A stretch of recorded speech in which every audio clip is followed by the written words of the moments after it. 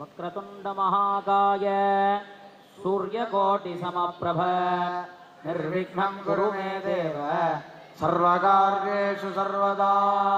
स्वर्णांगीं रत्नभूषाढ्यां शुकहस्तां शुचिस्मृतां काञ्चीनिवासिनीं वन्दे कामाक्षीं कामितार्थदां। बालार्कारुणपद्मपीठनिलयां वामादिशक्त्यावृता येलागन्धिसुकुन्तलां विनयनां हेमालङ्कृतां वामे लम्बितदोर्लतां सुचरणां दक्षे करेन्दीवरां श्यामाभां शरदिन्दुचारुवदनां ध्यायेत् सुमीने क्षणाम्।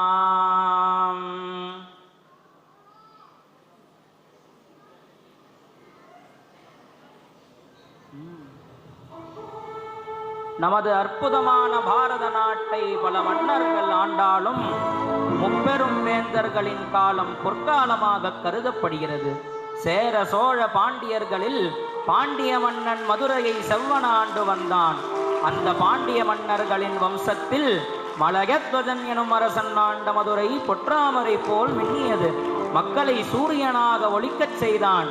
அவர்களின் மனதில் சந்திரனை போல் குளிர்ந்தான். திருடமான சிவபக்தியால் சைவத்தை வளர்த்தான்.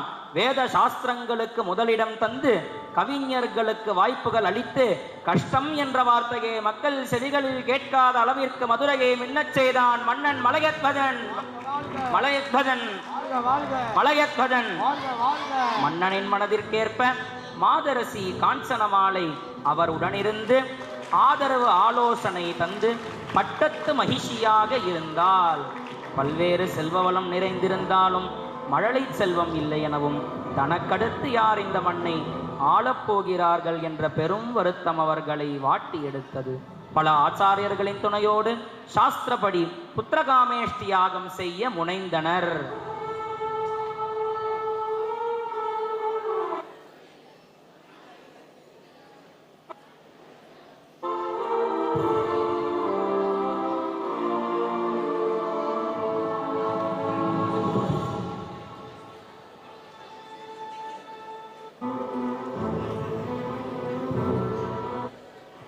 புத்திரகாமேஷ்டியாகம் செய்து கொண்டிருக்கின்றனர்.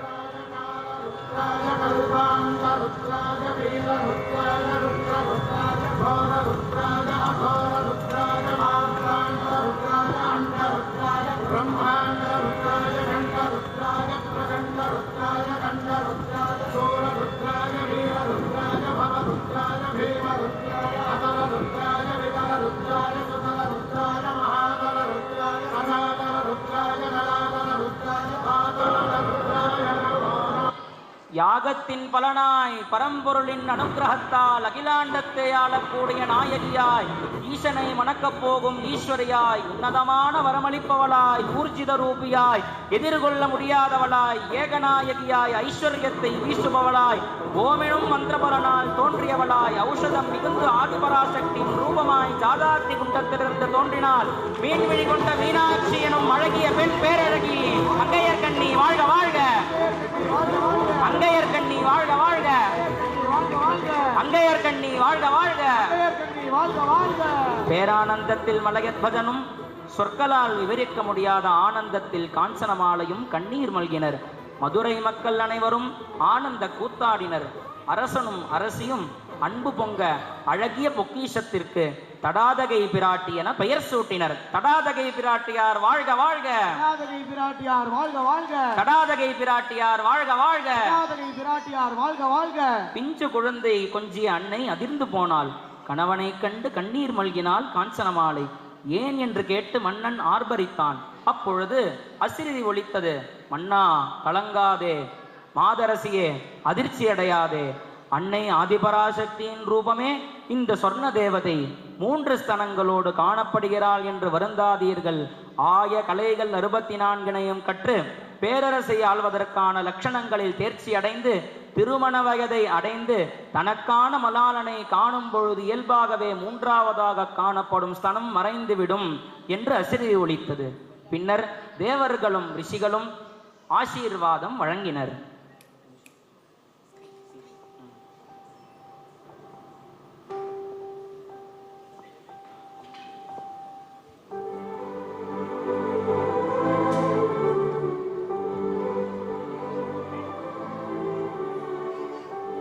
அழகான மாநகர வீதிகளில் பூஞ்சிட்டு போல் ஓடி ஆடி விளையாடி மதுரைக்கு அழகு சேர்த்தாள் மீனாட்சி.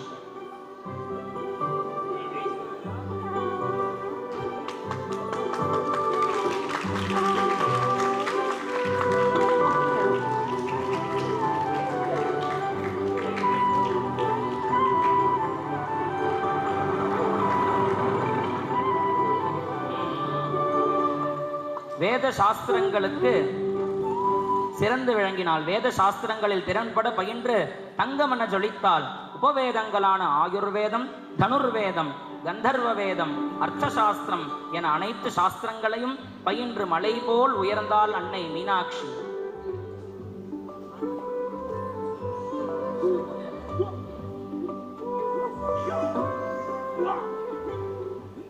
சிறுவயதிலேயே சிவனின் அனுகிரகத்தை பெற்றிருந்தால் அன்னை மீனாட்சி.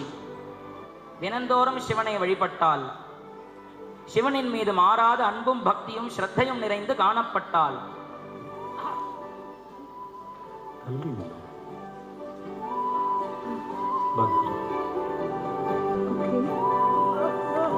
க்ஷத்ரிய வம்சத்திற்கே பெருமை சேர்க்கும் போர்க்கடையில் சிறந்து விளங்கினாள் அன்னை மீனாட்சி.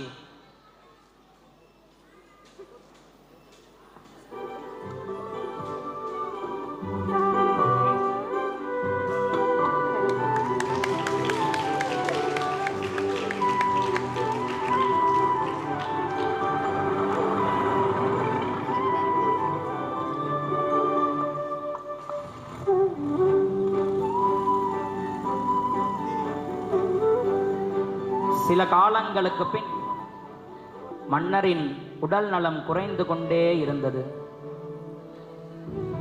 உடல் நலக் குறைவால் மன்னன் மலையத்வஜன் சிவனடி சேர்ந்தார்.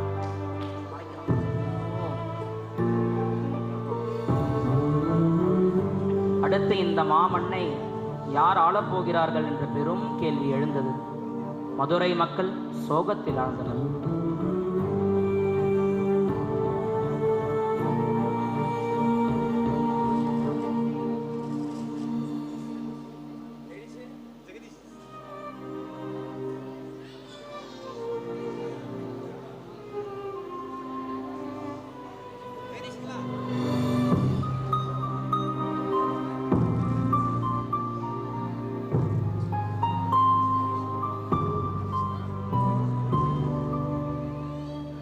அந்த கேள்வி எழுந்தவுடன் பராசக்தி அந்த வாக்கிற்கேற்றார் போல் பாண்டிய குல பேரரசி, உலகத்தின் முதல் பெண்ணரசி, மதுரையை ஆளும் மங்கையர்க்கரசி, மக்கள் உள்ளவெல்லாம் கொலுவிருக்கும் மனோன்மணி எம் பெருமாட்டி தடாதகை பிராட்டியார் வரார் வரார் வரார்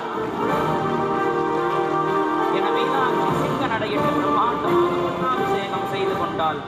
மீனாட்சி அனைத்துலகையும் தன் வசப்படுத்த திக்விஜயம் செல்ல தயாராகிறாள். தரணி போற்றும் தடாதகை பிராட்டி சாகசமும் வீரமும் சாதுர்யமும் நிறைந்து ரத கஜ துரக பதாதிகள் சேர்ந்த சக்தி சேனையுடன் புறப்பட்டு தன் வசப்படுத்தினாள். பூலோகத்தை தன் வசப்படுத்த எண்ணிய அன்னை பூ உலகையும் வசப்படுத்திய பின் மேலுலகையும் வசப்படுத்த புறப்பட்டாள்.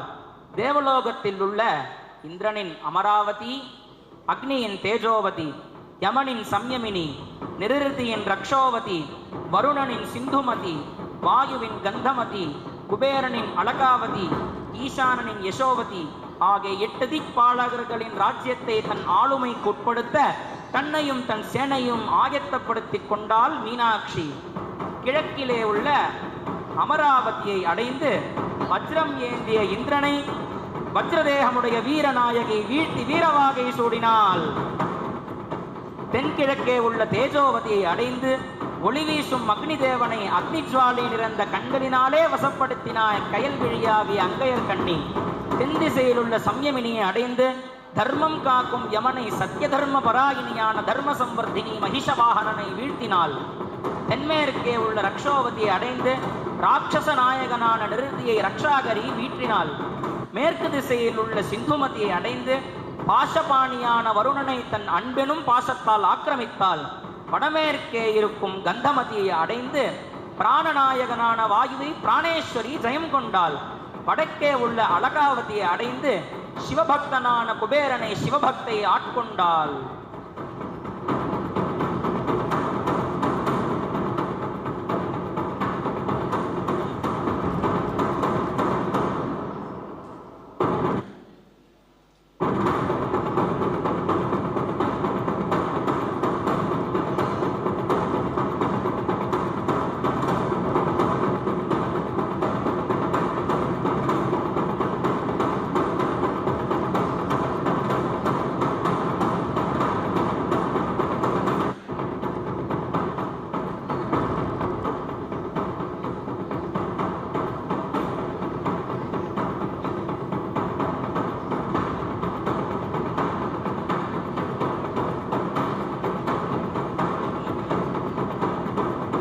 எட்டு திக்கில் எட்டாவது திக்கான ஈசானம் எனும் திக்கில் யாருக்கும் எட்டாத கைலாசத்தை அடைந்து பரமனை வெல்ல புறப்பட்டால் கைலாயத்தில் சிவபெருமான் சுத்த ஸ்படிகராய் தொலைந்து தவத்தில் ஆழ்ந்தார்.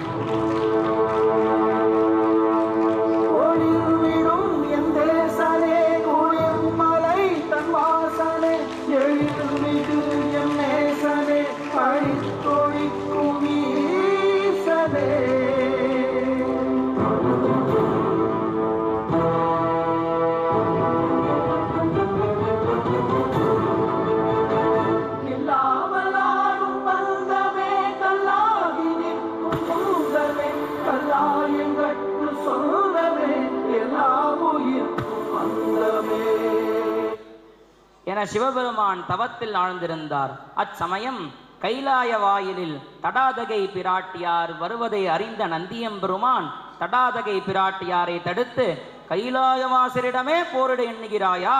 முதலில் என்னுடன் போரிடுங்கள் என்று கூறி போருக்கு சென்று உடலெல்லாம் வீக்கமடைந்து தோல்வியுற்று இறைவனிடம் தஞ்சம் புகுகிறார்.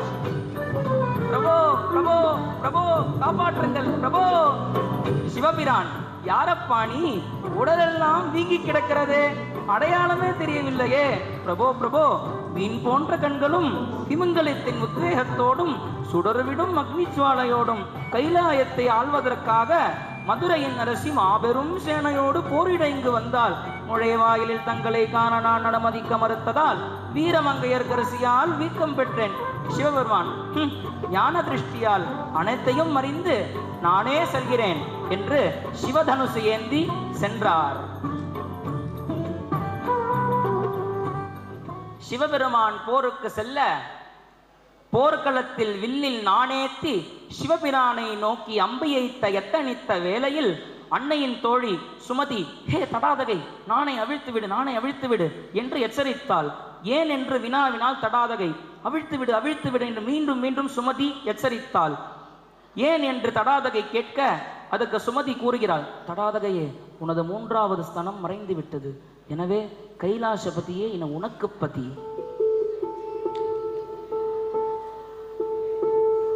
அன்பும் வாஞ்சையும் நிறைந்து அங்கையர்கண்ணியை நோக்க நாணை இறக்கி நாணத்தோடு வெட்கி நின்றாள். மீன் விழிகள் சிங்கத்தின் விழிகளை நோக்கியது.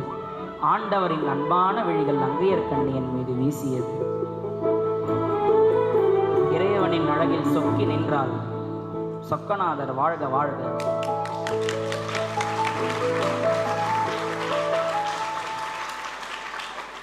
இருப்பினும் மீனாட்சிக்கு சிறிய வருத்தம். உலகம் போற்றும் என் அழகெங்கே, பாம்பும் ஜடாமுடியும் புலித்தோளும் என்று திரியும் அவர் அழகு எங்கே என்று வருந்தினாள். தேவி வருந்தியதை தேவன் உணர்ந்திட, தேவியே, நீ எண்ணிய வண்ணம் யாம் உன்னை சோமவாரத்தன்று மதுரையில் விவாகித்து ஆட்கொள்வோம் என்று வாக்களித்தாள்.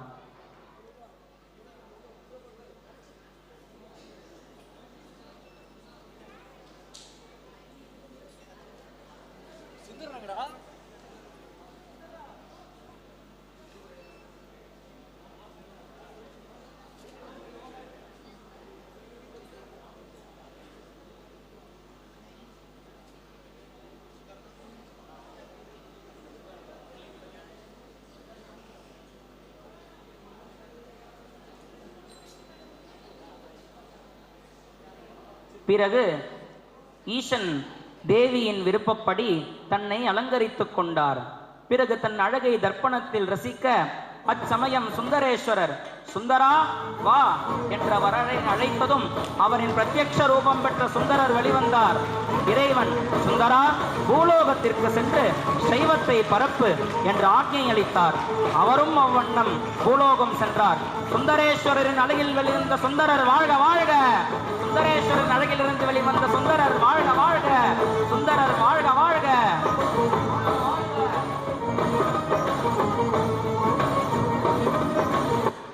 மதுரை மாநகரமே விழாக்கோலம் பூண்டது.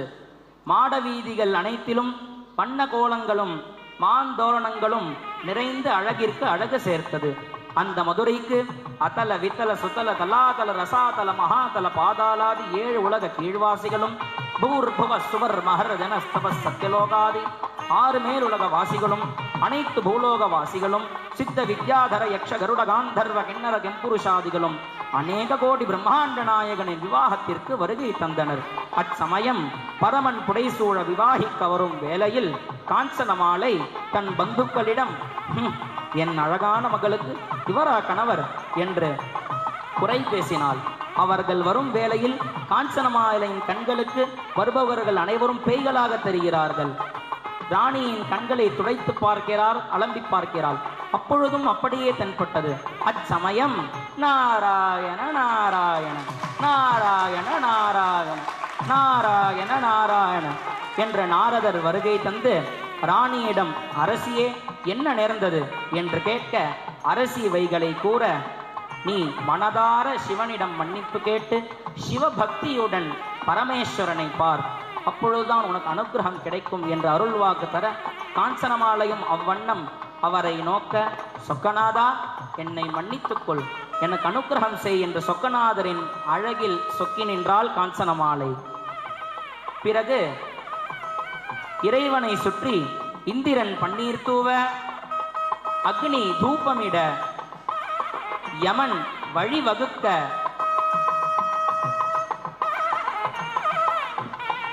நிறுத்தி கண்ணாடி ஏந்திட, வருணன் மணமாலை தட்டு ஏந்திட, வாயு சாமரம் வீசிட, குபேரன் கனமலை பொழிய, ராஜாதிராஜனாக சுந்தரேசம் பெருமான் சுந்தரராக மண்டபத்திற்கு வருகை தந்தார். அச்சமயம் அகத்தியர் பூர்ண கும்பத்தை காண்பித்து இறைவனை வரவேற்றார். ஹிரண்யபாத்ரம் மதோ பூர்ணம் ததாதி ஏகதா பிரம்மண உபஹரதி. சுந்தரேஸ்வரரே சுவாகதம் என்று அகஸ்தியர் வரவேற்க மணமகன் கோலம் பூண்டு சுந்தரேஸ்வரர் மணமேடையை அலங்கரித்தார்.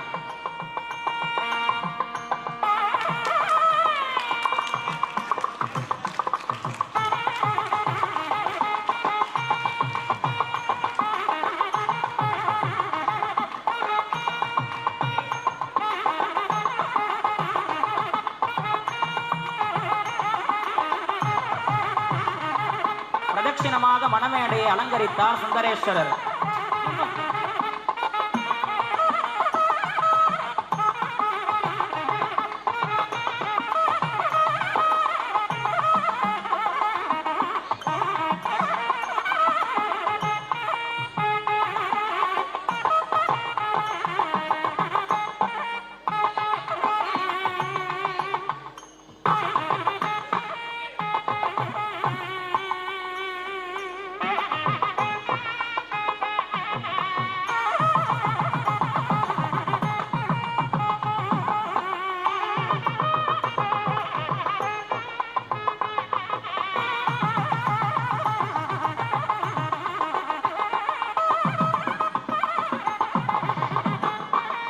பின் மீன் விழியால் வைரக்கிரீடம் அணிந்து முத்து மாலையுடன் முழு பச்சை பட்டுடுத்தி தாழம்பூ அணிந்திட, தாழம்பூ கொண்டை அணிந்து கொஞ்சம் கிளி கையில் ஏந்தி மஞ்சுள மொழியோடு மகாமண்டபத்திற்கு வருகை தந்தாள்.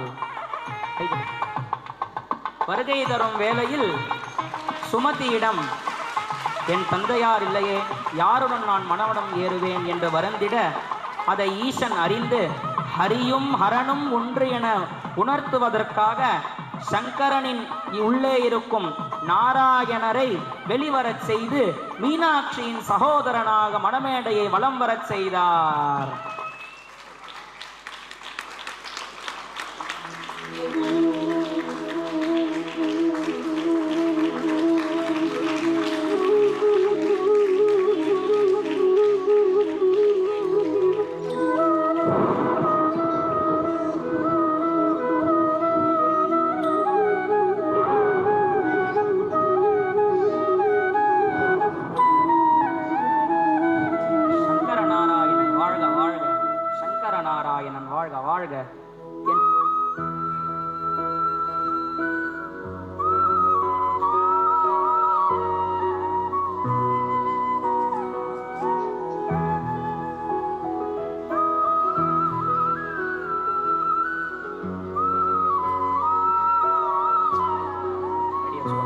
மகேஸ்வரனும் மனோன்மணியும் மாலை மாற்றினர்.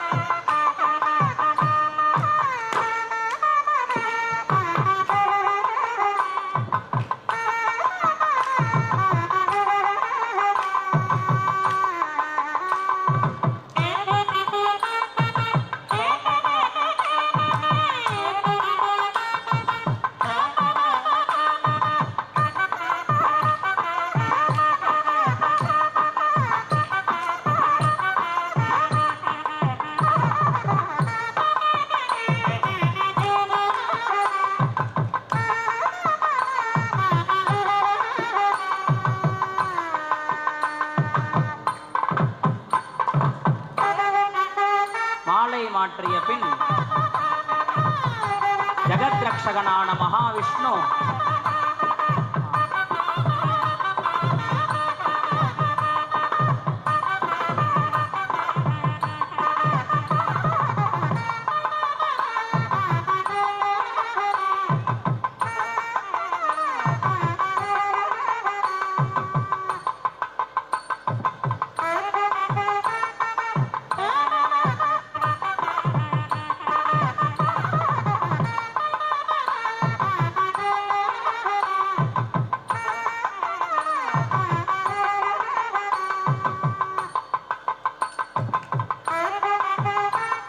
பின்னர்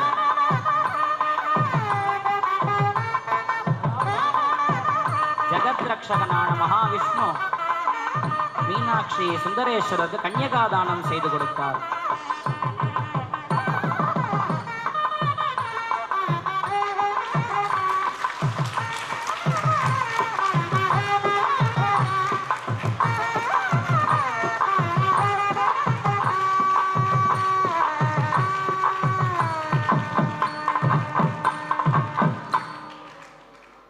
பின்னர் லோகக்ஷேமத்திற்காக மீனாட்சியும் சுந்தரேஸ்வரரும் மாங்கல்ய தாரணம் செய்து கொள்கிறார்கள்.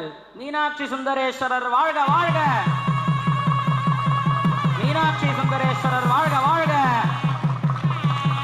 மீனாட்சி சுந்தரேஸ்வரர் வாழ்க வாழ்க!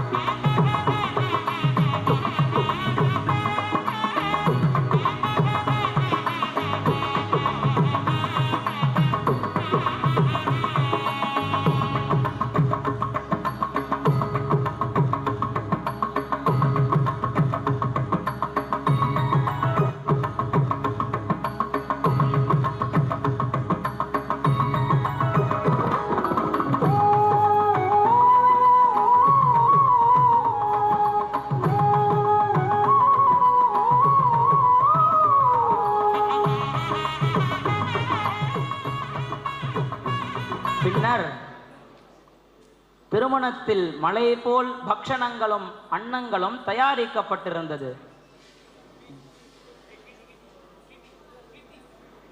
தேவர்கள் யாவரும் அமிர்தம் உண்டதால் அன்னங்களையும் பக்ஷணங்களையும் உண்ணாமல் சென்று விட்டனர்.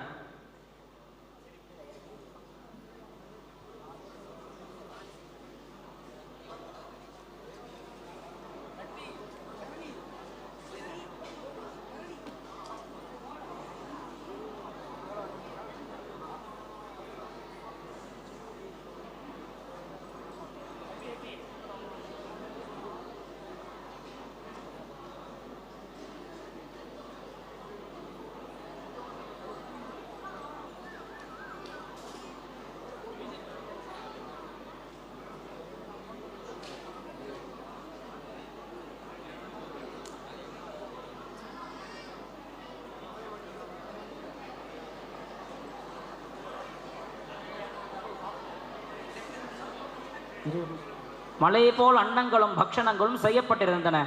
தேவர்கள் யாரும் உண்ணாததை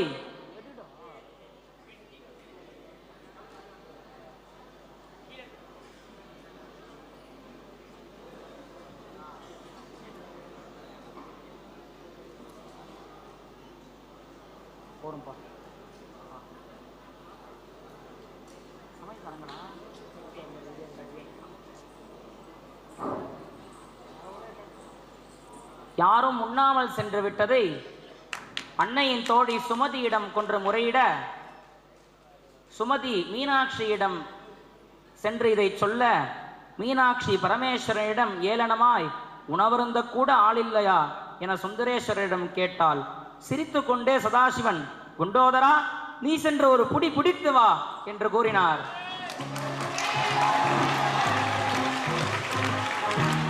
பக்தி அங்கே சுந்தார சொச்சி இங்கே சந்தோஷம் மீறி பொங்க இதுவே எனக்கு திங்க கல்யாண சமையல் சாதம் காய்கறிகளும் பிரமாதம் அந்த கௌரவ பிரசாதம் இதுவே எனக்கு போதும்.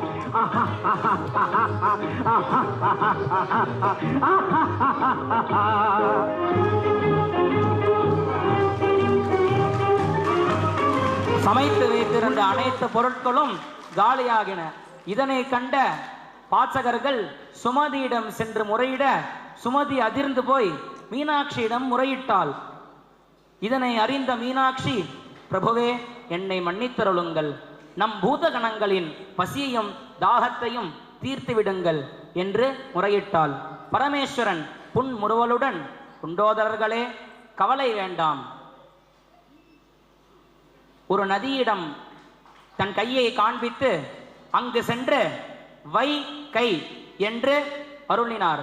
வைகை தந்த சுந்தரேஸ்வரர் வாழ்க வாழ்க, வைகை தந்த சுந்தரேஸ்வரர் வாழ்க வாழ்க, வைகை தந்த சுந்தரேஸ்வரர் வாழ்க வாழ்க. குண்டோதரர்களின் தாகத்தையும் தீர்த்தருளினார் சுந்தரேஸ்வரர். பின்னர்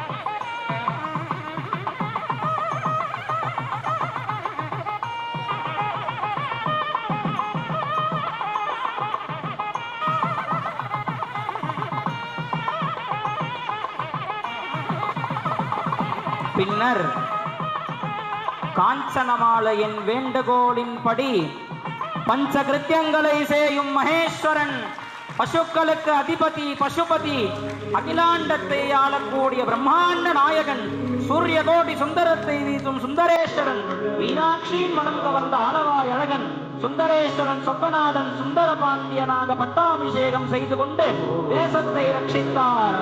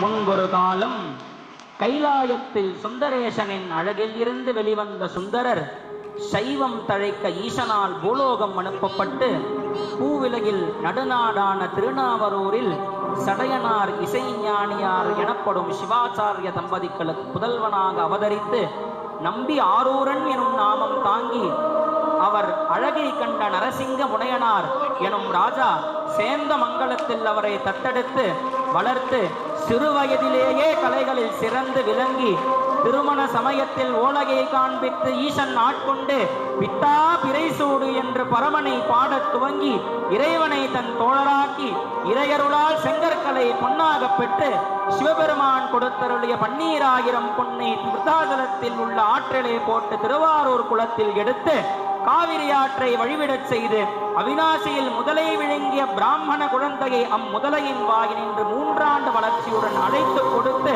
சகமார்க்கத்தால் சர்வேஸ்வரனை கவர்ந்து சைவத்தை சிறப்புறச் செய்து இறுதியாக 63 வரையும் உபதேசித்து சிவாச்சாரிய குலத்திற்கே பெருமை சேர்க்கும் நம் தாத்தா சுந்தரேஸ்வரர் இந்திரனின் ஐராவதத்தினால் ஆடி சுவாதியான இன்று சேரமானும் அவ்வையும் வரவேற்க கைலாயம் செல்லும் காட்சியை தரிசிப்போம். தான் என்னை முன் படைத்தான் அதறிந்து தன் பொன்னடிக்கே நான் என பாடலந்தோ நாயினேனை பொருட்படுத்த வானென வந்தெதிர்கொள்ள மத்த யானை அருள் புரிந்து ஊனுயிர் வேறு செய்தான் நொடித்தான் மலை உத்தமனே இந்திரன் மால் பிரமன் எழிலார் மிகு தேவரெல்லாம் வந்தெதிர்கொள்ள என்னை மத்த யானை அருள் புரிந்து மந்திரமாமுனிவர் இவன் யாரென எம்பெருமான் நம் தமர் ஊரன் என்றார் நொடித்தான் மலை உத்தமனே என்று பரமனை ஊனுருகி பாடி ஈசனின் சரணாரவிந்தங்களை ஸ்மரித்து பஸ்மபாத்திரத்தை கையில் ஏந்தி பரம்பொருளின் அருகிலே இருக்கும் பாக்கியத்தை அடைந்தார். நாமும் மீனாட்சி சுந்தரேஸ்வரரிடம் தன் குமார குமாரிகளுக்கு அவரவர் குலப்பிரகாரத்தின்படி ஏற்ற வயதில் விவாகம் நடைபெற்று சிவனை வணங்கி சிவானந்தம் பெற்று சிவஞானம் சிறந்து எப்பொழுதும் சிவ சிவ சிவ சிவ என்று சிவோகம் பாவனை பெறுவோம் என்று பிரார்த்தித்து சிவசரணாரவிந்தத்தின் நிழடி சேருவோம். ஓம் நம சிவாய, ஓம் நம சிவாய, ஓம் நம சிவாய. தாயுமல்லவா என்னப்பனல்லவா என் தாயும் அல்லவா பொன்னப்பன் அல்லவா உன்னம் பலத்தவா உன்னப்பன் அல்லவா